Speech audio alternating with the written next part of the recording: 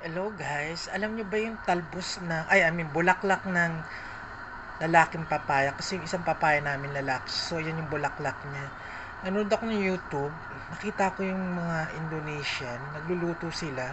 Kinukuha nila yung bulaklak ng ng lalaking papaya. So ayan po siya. So nagbo-boiled ako ng egg, isasama ko lang to tsaka itong talbos ng tawag diyan ng kamoting baging. Tapos yan, prepare ko na yung katerno ng boiled egg which is yung kamatis. Yan, tara, boiled na rin natin itong talbos. Bulaklak ng lalaking papaya at itong talbos.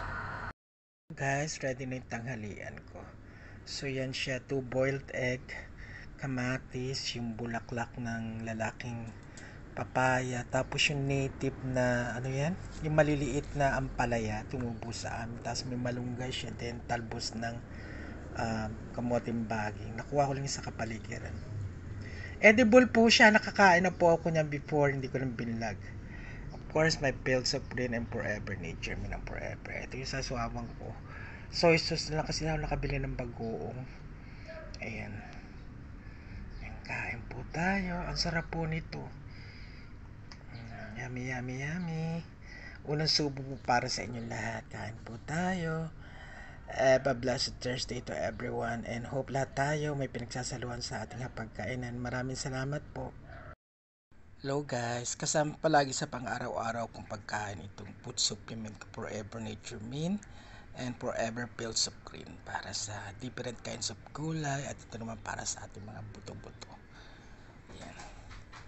Ang ganda po na epekto sa katawan ko. Before lagi nananakit yung katawan ko dahil sa Forever Nature Mint, hindi na po.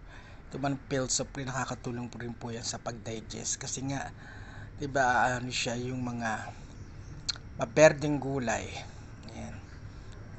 Kaya nakakatulong talaga sa akin yan, ang aking daily food supplement from Forever Living Products International. Try nyo po, try for yourself and see the difference. Diba complete na po yung meal ko, umagahan tsaka tanghalian ko. Since diet po ako, yung muna tinitake ko. Puro gulay, itlog, tsaka to. Yan.